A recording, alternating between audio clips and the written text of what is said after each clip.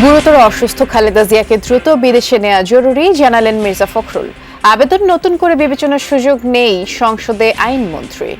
যে দরখাস্তটা করা হয়েছিল সেই দরখাস্তটা নিষ্পত্তি হয়ে গেছে, কোথাও নাই যে ওটাকে আবার টেনে এনে রিভাইভ করতে পারে। তার যদি কিছু হয়ে যায় তোর সমস্ত দায় দায়িত্ব কিন্তু এই সরকারকেই বহন করতে হবে।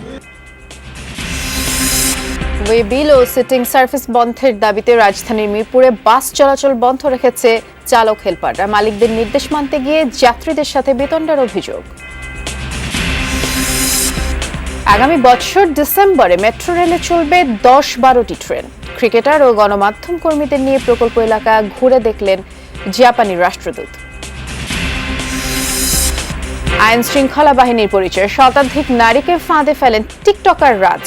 পোশাক, ভুয়া আইডি ও একাধিক সিম কার্ড জব্দ।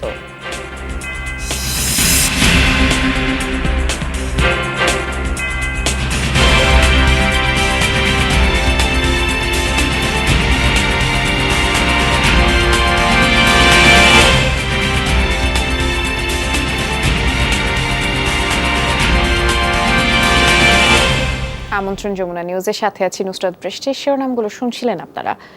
বিএনপি চেয়ারপারসন খালেদা জিয়া প্রচণ্ড অসুস্থ ও দুর্বল, তাই এই মুহূর্তে তাকে বিদেশে নিয়ে চিকিৎসা করা জরুরি বলে জানিয়েছেন বিএনপি মহাসচিব মির্জা ফখরুল ইসলাম আলমগীর।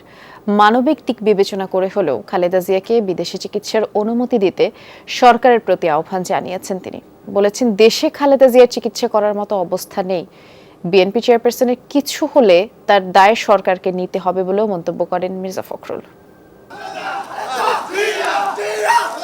শনিবার সন্ধ্যায় হাসপাতালে ভর্তির পর থেকেই অবনতি হয় বিএনপি চেয়ারপারসনের শারীরিক অবস্থা।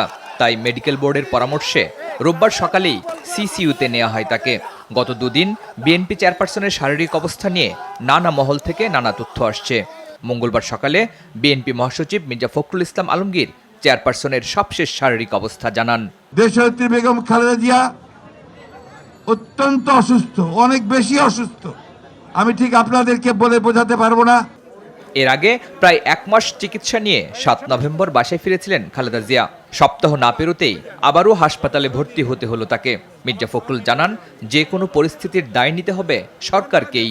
তাকে শুধু রাজনীতি থেকে সরিয়ে দেওয়ার জন্যই আজকে এই ভয়াবহভাবে যে চক্রান্ত, সেই চক্রান্তে তাকে এখন জীবন থেকে সরিয়ে দেওয়ার চক্রান্ত শুরু হয়েছে। এই নেত্রী গণতন্ত্রের নেত্রী, এবং তার যদি কিছু হয়ে যায় তোর সমস্ত দায় দায়িত্ব কিন্তু এই সরকারকেই বহন করতে হবে। জানান, নানা জটিলতা থাকায় এখন আর দেশে সম্ভব নয় খালেদা জিয়ার চিকিৎসা। মানবিক দিক বিবেচনায় হলেও উন্নত চিকিৎসার জন্য তাকে বিদেশে নিতে সরকারের প্রতি আহ্বান জানান ফখরুল। তার চিকিৎসাটা হচ্ছে অনেক ধরনের অসুখের।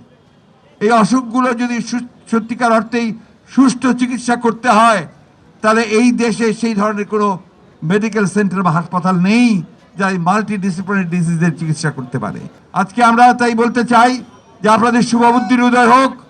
আপনারা দয়া করে আপনারা মানবতার স্বার্থে দেশনেত্রী বেগম খালেদা জিয়াকে তার বাইরে চিকিৎসার সুযোগ করে দেন, যেটা তার পরিবার থেকে আবেদন করা হয়েছে।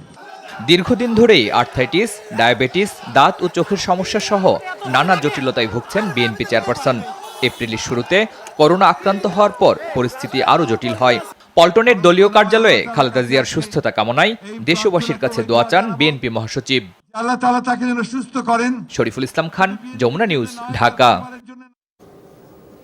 এদিকে বর্তমান অবস্থায় খালেদা জিয়ার আবেদন নতুন করে বিবেচনার সুযোগ নেই। সংসদে আলোচনায় মন্তব্য করেছেন আইনমন্ত্রী আনিসুল হক। তিনি জানিয়েছেন, বিদেশে চিকিৎসার জন্য যেতে হলে খালেদা জিয়াকে পুনরায় জেলখানায় গিয়ে নতুন করে আবেদন করতে হবে। তারপরও সেই আবেদন বিবেচনা করা হবে কিনা তা দেখবে সরকার। এর আগে বিএনপির সংসদ সদস্যরা বিএনপি চেয়ারপারসনকে বিদেশে চিকিৎসা নিতে যাওয়ার সুযোগ দেওয়ার আহ্বান জানিয়েছেন। বিরোধী দলীয় নেতা ও উপনেতার পারিতোষিক ও বিশেষাধিকার বিল নিয়ে আলোচনায় উঠে আসে বিএনপি চেয়ারপারসন খালেদা জিয়ার চিকিৎসার বিষয়টি। বিএনপির সংসদ সদস্য হারুনুর রশিদ ও ব্যারিস্টার রুমিন ফারহানা বলেন, আইনমন্ত্রীর কাছে এই ক্ষমতা আছে এ বিষয়ে সিদ্ধান্ত নেয়ার। শিশুতে অবস্থান করছেন, উনার সুচিকিৎসার জন্য উনার পরিবারের পক্ষ থেকে, দলের পক্ষ থেকে আমরা দাবি জানাচ্ছি যে উনাকে বিদেশে চিকিৎসার সুযোগটা দেন। 401 ধারা অনুযায়ী সরকার চাইলে যে কোনো সময় যে কোনো দেশে উন্নত চিকিৎসার জন্য যেতে পারবেন দেশনেত্রী বেগম খালেদা জিয়া। জবাবে আইনমন্ত্রী বলেন, এ বিষয়ে বিভ্রান্তি ছড়াচ্ছেন বিএনপি নেতারা। জানান, 401 ধারায় করা খালেদা জিয়ার আবেদনের নিষ্পত্তি হয়ে গেছে। এর উপধারাগুলোও তুলে ধরেন তিনি। একটা নিষ্পত্তিকৃত দরখাস্তের উপরে আর কোনো অর্ডার দেওয়া যায় না। মিসেস খালেদা জিয়া যদি আবারও জেলখানায় গিয়ে আবারও অ্যাপ্লাই করেন, তখন আমরা বিবেচনা করব।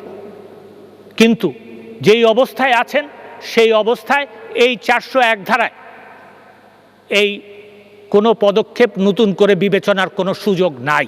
জাতীয় সংসদে আলোচনায় আসে সাম্প্রতিক ইউনিয়ন পরিষদ নির্বাচন সহ বেশ কয়েকটি বিষয়। একটি ধর্ষণ মামলা নিয়ে একজন বিচারকের বিষয়ে আইনমন্ত্রীর চিঠি দেওয়ার সমালোচনা করেন গাইবান্ধার সংসদ সদস্য শামীম হাসান পাটোয়ারি। এই চিঠিটা উনি কি রায় পাওয়ার পরে দিয়েছেন? জবাবে এর ব্যাখ্যা দেন আইনমন্ত্রী, বলেন, আইনের ব্যত্যয় ঘটিয়ে কোনো কিছুই করা হয়নি। আমি শুধু এই কথা বলে। মোহসিনুল হাকিম, যমুনা নিউজ, ঢাকা।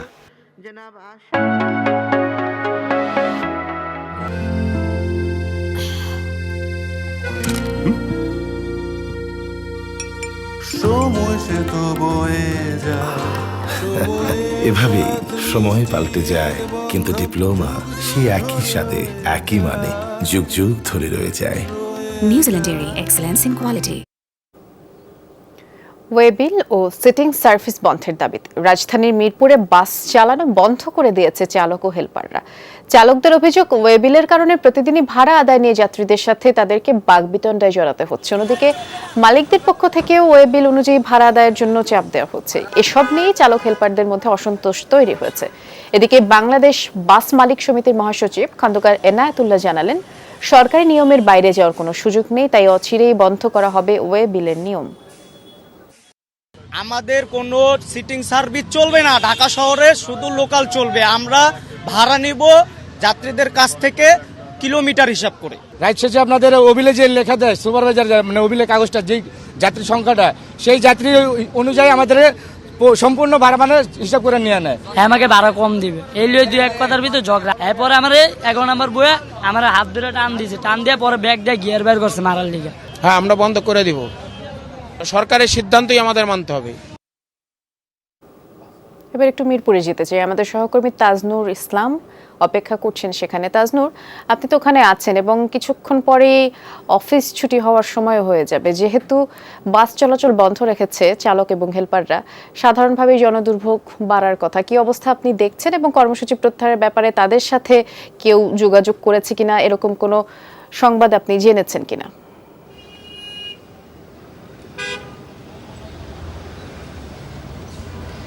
দেখুন, একটু পরেই অফিস ছুটি হবে। তাছাড়াও কিন্তু সাধারণ যাত্রীরা সবসময় কিন্তু গণপরিবহন ব্যবহার করে এক স্থান থেকে অন্য স্থানে সাধারণভাবে গিয়ে থাকেন। এই মুহূর্তে আমি মিরপুর 12-র যেই মোড়টিতে দাঁড়িয়ে রয়েছি, সেখানে আপনি এখানে দাঁড়িয়ে থাকা যে মানুষগুলো দেখছেন, তারা সবাই কিন্তু গাড়ির জন্য অপেক্ষা করছেন। তারা কোনো না কোনো জায়গাতে যেতে চান এবং তারা দীর্ঘ সময় ধরে তারা গাড়ির জন্য অপেক্ষা করছেন। এবং যেহেতু বাস বন্ধ হয়ে গেছে, সেই বন্ধ হয়ে যাবার ফলে তারা বিকল্প যে মাধ্যমগুলো রয়েছে, অর্থাৎ সিএনজি, রিক্সা কিংবা অনেকে আমি দেখেছি যে প্রাইভেট কার কিংবা মাইক্রোবাস, যে যা পাচ্ছেন তাতে করেই কিন্তু তারা রওনা করার চেষ্টা করছেন। এবং এই যে তাদের যে ভোগান্তি, সেই ভোগান্তির বিষয়ে আমি কথা বলেছি, তারা তীব্র প্রতিবাদ করেছেন যে দেশে ঘটনা যাই ঘটুক, সব কিছুতে আসলে দিন শেষে ভোগান্তির শিকার হয় এই সাধারণ মানুষ।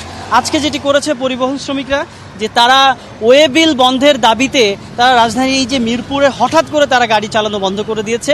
আমি শ্রমিকদের সঙ্গে কথা বলেছি, বাস চালানোর সঙ্গে যারা যুক্ত তাদের সঙ্গে কথা বলেছি। তারা যেমনটি বলছেন যে ওয়েবিল থাকার কারণে ভাড়া নিয়ে তাদের মালিক পক্ষের সঙ্গে এক ধরনের বাকবিতণ্ডায় জড়াতে হয়।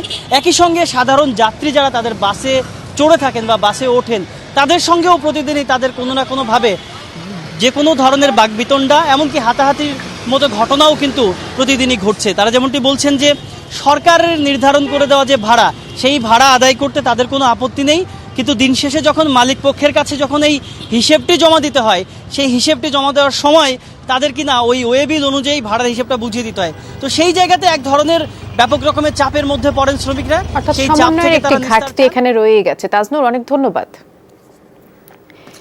এদিকে বাড়তি ভাড়া আদায় বন্ধে বিআরটিএর ভ্রাম্যমাণ আদালত পরিচালনা অব্যাহত রয়েছে। রাজধানী জুড়ে মোট 9টি ভ্রাম্যমাণ আদালত কাজ করছে। সকাল 10টা থেকে শুরু করে বিকেল 3টা পর্যন্ত তাদের অভিযান চলে। বিভিন্ন পয়েন্টে গাড়ি থামিয়ে চালক ও যাত্রীদের সাথে কথা বলছে বিআরটিএর কর্মকর্তারা।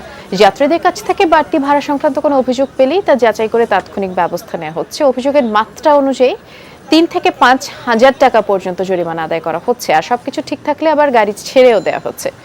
বিআরটিএর কর্মকর্তারা জানালেন, গণপরিবহনের এই নৈরাজ্য ঠেকাতে তাদের কার্যক্রম অব্যাহত থাকবে। 40 মিনিট কোনো গাড়ি শুনলাম ধর্মঘট করছে, গাড়ি পাচ্ছি না। তো গাড়ি যেহেতু ওরকম নেই, সেহেতু আমাকে মোটরসাইকেলে যাইতে হবে। এখন হয়তো যেখানে আমার 50 টাকা হতো সেখানে এখন বাইকে করে যাবো 211 টাকা দিয়ে। দেশে সবাই জিতে, বাস মালিক সমিতিরা জিতে, সরকার পক্ষরা জিতে, বড় বড় বিজনেসম্যানরা জিতে, শুধু আমরা জনগণ পাবলিকরা ভোগান্তিতে পড়ি। দেখলাম কোনো বাস চলাচল করতে পারছে না, আমাদের শুধু শুধু হয়রানির ভিতরে রাখছে। মেট্রো রেলের কাজ এগিয়ে চলছে দ্রুত। কয়েকজন ক্রিকেটার সহ অগ্রগতি ঘুরে দেখেছেন জাপানের রাষ্ট্রদূত। সবারই আশা, আগামী বছরের ডিসেম্বরের 10 থেকে 12টি ট্রেন দিয়ে মেট্রো রেলের যাত্রা শুরু হলে রাজধানীতে যানজট কমবে আর সারা বিশ্ব দেখতে পাবে বাংলাদেশের উন্নয়নের আরেকটি স্মারক। বিস্তারিত জানাচ্ছেন সহকর্মী আহমেদ রেজা। সম্ভাবনা, এগিয়ে যাওয়া বা নিজস্বতা, যেভাবেই বলা হোক, সব বিশেষণেই বিশেষায়িত বাংলাদেশের অগ্রযাত্রা। উন্নয়ন অগ্রযাত্রার পালকে যুক্ত হয়েছে মেট্রো রেল। প্রকল্পের মেয়াদ অনুযায়ী আগামী বছরের ডিসেম্বরের শেষে ঢাকার বুকে চলবে মেট্রো রেল। কাজের অগ্রগতি দেখতে রাজধানীর ডিয়াবাড়িতে ডিএমটিসিএল এর ব্যবস্থাপনা পরিচালক ও নির্মাণ অংশীদার জাপানের রাষ্ট্রদূত, সাথে জাতীয় ক্রিকেট দলের কয়েকজন সদস্য। প্রকল্প এলাকা ঘুরে দেখার পাশাপাশি পরীক্ষামূলকভাবে চালানো হয় মেট্রো রেল। এই মুহূর্তে মেট্রো রেলের 7টি ট্রেন ট্রায়ালে আছে। আগামী বছর ডিসেম্বরের মধ্যেই ডিয়াবাড়ি থেকে আগারগা পর্যন্ত 10 থেকে 12টি ট্রেন চালু করা হবে। আনুষ্ঠানিক যাত্রার আগে প্রায় 1 বছর ধরে চলবে পারফরমেন্স ও ট্রায়াল। আমরা কর্মপরিকল্পনার চেয়ে বেশি অগ্রসর হয়ে আছি। আমরা আশা করি যে এই সময়ের ভিতরে আমরা মেট্রো রেল ঢাকা মহানগরবাসী এবং বাংলাদেশের সকল জনসাধারণকে উপহার দিতে পারব। উন্নত দেশের সাথে ক্রমবর্ধমান প্রতিযোগিতায় নিজেদের উন্নয়ন সত্যি আশা জাগানিয়া। মেট্রো রেল যানজট থেকে রাজধানীবাসীকে মুক্তি দেবে বলেও আশা ক্রিকেটারদের। বাংলাদেশে মেট্রো রেল হচ্ছে স্বপ্ন দেখতাম সবসময়, স্বপ্নটা সত্যি হতে যাচ্ছে। আমি খুব এক্সাইটেড এবং অসম্ভব খুশি। আমি খুব দ্রুত এক জায়গা থেকে আরেক জায়গায় যেতে পারবে সময় স্বল্পতার জন্য। আমি মনে করি যে এটা আমাদের জন্য খুব একটা ইম্পর্টেন্ট ছিল। তোরা থেকে মতিঝিল যেতে নর্মাল ডেতে যদি হয় দেখা যায় 3 আওয়ার্স 2 আওয়ার্স 3 আওয়ার্স লাগে, আমার লাগছে। তো আপনি মেট্রো রেলে কিন্তু একবার উঠতে পারলে যেভাবেই হোক, দাঁড়ানো হোক বসা হোক, আপনি 35 to 40 মিনিটসের মধ্যে আপনি চলে যেতে পারছেন। Bangladesh needs a better infrastructure, good connectivity, good public transportation. I'm sure that the Dhaka Metro will be very important in promoting Bangladesh to that new stage of development. প্রকল্প ডিয়াবাড়ি থেকে মতিঝিল পর্যন্ত নির্ধারিত থাকলেও এখন সম্প্রসারিত হচ্ছে কমলাপুর পর্যন্ত। সে লক্ষ্যে জমি অধিগ্রহণ সহ অন্যান্য কার্যক্রম চলমান। স্বপ্ন সম্ভাবনার প্রকল্প মেট্রো রেল প্রকল্প, যে প্রকল্প নিয়ে বাঙালি এবং বাংলাদেশের বিশেষ ভালো লাগা রয়েছে, যে ভালো লাগায় আসলে ছড়িয়ে দিতে চায় আমাদের উন্নয়ন কার্যক্রম কিংবা আমাদের ভালোবাসাগুলো। এই কার্যক্রম আগামী ডিসেম্বরের শেষ হবে, আর তারপরেই বাংলাদেশে কিন্তু আনুষ্ঠানিকভাবে মেট্রো রেলের কার্যক্রমের বা মেট্রো রেলের যে যাত্রা সেটি আসলে শুরু হবে। তাই অপেক্ষা আর আগ্রহ নিয়ে অপেক্ষা করছে বাংলাদেশের মানুষ। আহমেদ রেজা, যমুনা নিউজ, ঢাকা। সর্বস্তরের মানুষের শ্রদ্ধা নিবেদনের পরে বরেণ্য কথা সাহিত্যিক হাসান আজিজুল হকের দাফন সম্পন্ন হয়েছে। দুপুরে রাজশাহী বিশ্ববিদ্যালয় কেন্দ্রীয় গ্রন্থাগারের সামনে এই শিক্ষক সমাহিত হন। এর আগে বেলা 11:30টার দিকে মরদেহ তার রাজশাহী নগরীর বাসভবন থেকে বিশ্ববিদ্যালয়ে নিয়ে যাওয়া হয়। প্রথমে নেওয়া হয় তার দীর্ঘদিনের স্মৃতি বিজড়িত দর্শন বিভাগে। সেখানে শিক্ষক, শিক্ষার্থী, কর্মকর্তা, কর্মচারীরা শ্রদ্ধা জানান। পরে মরদেহ নেওয়া হয় বিশ্ববিদ্যালয় কেন্দ্রীয় শহীদ মিনারে। সর্বস্তরের মানুষ ফুলে শ্রদ্ধা জানান দেশ বরেণ্য এই লেখককে। নির্মাণে প্রচলিত স্টিল বেছে নেবেন নাকি বেছে নেবেন এশিয়ার প্রথম কোয়ান্টাম ইলেকট্রিক আর্ক ফার্নেসে তৈরি বিশ্বসেরা স্টিল? জিপিএইচ ইস্পাত, দৃঢ়তার প্রতিশ্রুতি। পাকিস্তান সিরিজের জন্য টি-20 দল ঘোষণা করছেন মিনহাজুল আবেদিন নান্নু। সরাসরি যাচ্ছি আমরা সেখানে। স্কোয়াডটা আমরা 22 তারিখে দিয়ে দেব। 23 তারিখ থেকে চিরঙে যাবে, 26 তারিখ টেস্ট ম্যাচ আছে। হ্যাঁ, ওয়ার্ল্ড কাপ স্কোয়াডে বেশ কিছু চেঞ্জ আছে, অলমোস্ট 6 জনের মতো। তো এখানে আমরা কারণ হতাশার একটা বিশ্বকাপ শেষ করেছি এবং এখন নতুন করে পথ চলা, কারণ হোম সিরিজে আমাদের দল কিন্তু ওয়ার্ল্ড কাপের আগেও যথেষ্ট ভালো খেলে গিয়েছে। মুজিব বর্ষে আমরা সাদা বলে কিন্তু অলমোস্ট সবগুলো সিরিজে কিন্তু এখানে জয় পাওয়া। তো সেই হিসাবে আমাদের হোম সিরিজে যেহেতু আমরা পাকিস্তানের সাথে খেলছি, পাকিস্তান যথেষ্ট ভালো দল এবং টি-20 ক্রিকেটেও যথেষ্ট স্ট্রং সাইড। তো আমরা আশা করি আমাদের হোম সিরিজে আমাদের ছেলেরা যথেষ্ট ভালো। এই সময় আমরা চাচ্ছি সবার সমর্থন, খেলোয়াড়দেরকে ভালো মতো সাপোর্ট দেওয়া, যাতে আমরা সেরা খেলাটা ওদের থেকে আমরা দেখতে পারি।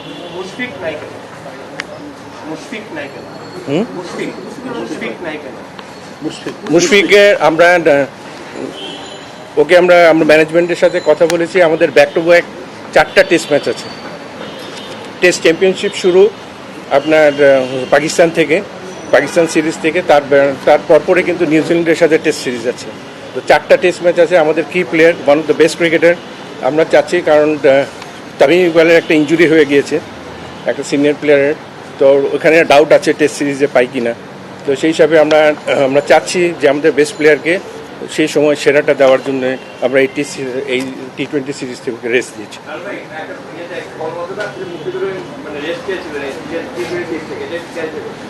না, এটা এই ধরনের কথা এর কোনো আলোচনা হয়নি। আমরা টিম ম্যানেজারের সাথে অনেক আলোচনা করে সামনে 4টা টেস্ট ম্যাচ আছে, এই জন্য চিন্তা ভাবনা করে ওকে রেস্ট দেওয়া হচ্ছে। ঠিক আছে, থ্যাংক ইউ।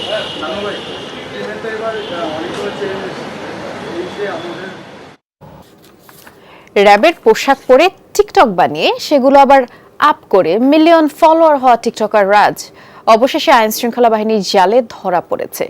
রাজ নিজেকে র্যাবের অফিসার পরিচয় দিয়ে শতাধিক নারী টিকটকারের সাথে অনৈতিক সম্পর্ক গড়ে আপত্তিকর ভিডিও করে এবং এর মাধ্যমে অনেক নারীর সাথে সে প্রতারণাও করে। র্যাব জানিয়েছে প্রতারণার মাধ্যমে 4টি বিয়ে করেছে, আবার সেগুলো ডিভোর্সও হয়ে গেছে তার। র্যাবের পোশাকে টিকটকার রাজ, মিলিয়ন ফলোয়ার তার। আইন শৃঙ্খলা বাহিনীর পরিচয়ে এই রাজ আসলে একজন বড় মাপের প্রতারক। ভুয়া পরিচয় দিয়ে টিকটক ব্যবহার করে নারীদের সাথে অনৈতিক সম্পর্ক স্থাপন, ব্ল্যাকমেইল ও অর্থ আত্মসাতের অভিযোগে রাজকে রাজধানীর মোহাম্মদপুর থেকে গ্রেফতার করা হয়। দুপুরে র্যাবের মিডিয়া সেন্টারে সংবাদ সম্মেলনে রাজকে গ্রেফতারের কথা জানিয়ে র্যাব জানায়, প্রাথমিক জিজ্ঞাসাবাদে সে আইন শৃঙ্খলা বাহিনীর পরিচয় দিয়ে প্রতারণার কথা স্বীকার করে। বিশ্বাসযোগ্যতা অর্জনে আইন শৃঙ্খলা বাহিনীর মতো চুল কাটাসহ পোশাক পরত। র্যাব ঢাকাতে বদলে এসেছে এবং আমাদের আইন শৃঙ্খলা বাহিনী কোনো একটি স্থাপনাকে পাশে রেখে সে একটি টিকটক ভিডিও কন্টেন্ট তৈরির মাধ্যমে সে একটি বিশ্বাসযোগ্যতা অর্জনের তার একটি ইচ্ছা ছিল। এসএসসি পাস রাজ আগে গার্মেন্টসে চাকরি করত। প্রতারণার মাধ্যমে 4টি বিয়েও করেছে সে। বহু নারী টিকটকারদের আপত্তিকর ছবি ধারণ করে রাজ তাদের কাছ থেকে অর্থ হাতিয়ে নিত। তার মোবাইল বা তার যে গ্যাজেট আমরা পেয়েছি বা তার যে মেমোরি কার্ড পেয়েছি, এখানে শতাধিক বিভিন্ন মেয়ের সাথে তার ছবি এবং এডিট করা ছবি সে আমরা পেয়েছি। প্রাথমিক জিজ্ঞাসাবাদে সে আমাদেরকে তথ্য দেয় এই ধরনের ছবির মাধ্যমে সে অনেককেই ইতিমধ্যে ব্ল্যাকমেইল করেছে। ব্ল্যাকমেইলের মাধ্যমে সে অর্থ সংগ্রহ, যার কাছ থেকে যা পেয়েছে। টিকটক সহ সামাজিক যোগাযোগ মাধ্যমে রাজের মতো আরও অনেক প্রতারক সক্রিয় আছে। এদের ধরতে র্যাবের সাইবার টিমও কাজ করছে। তৎক্ষণাৎ ব্যবস্থা নিচ্ছি। রাবি সিদ্দিকী, যমুনা নিউজ, ঢাকা। দেশের ই-কমার্স খাত থেকে অর্থ পাচারের বিষয়ে নেওয়া পদক্ষেপ এবং এ খাতের কর আদায় নীতিমালা ও কর্মপরিকল্পনা সম্পর্কে রাষ্ট্রপক্ষ প্রতিবেদন জমা না দেয়ায় ক্ষোভ প্রকাশ করেছেন হাইকোর্ট। আদেশ অনুযায়ী আজ শুনানিতে এ বিষয়ে প্রতিবেদন না পেয়ে রাষ্ট্রপক্ষের প্রতি অসন্তোষ প্রকাশ করেন আদালত। বিচারপতি এম এ নায়াতুর রহিম ও বিচারপতি মোহাম্মদ মোস্তাফিজুর রহমানের ভার্চুয়াল বেঞ্চ বলেন, নোটিশ জারির পরেও এ বিষয়ে প্রতিবেদন না দেয়া দুঃখজনক। এ সময় আদালত বলেন, এমন অবহেলা সহ্য করা হবে না। অ্যাটর্নি জেনারেল ও ডেপুটি অ্যাটর্নি জেনারেলের সাথে এ বিষয়ে কথাও বলবেন আদালত। আগামী 23 নভেম্বরের মধ্যেই প্রতিবেদন দিতে নির্দেশ দিয়ে ওই দিন পরবর্তী আদেশের দিন ধার্য করেন আদালত।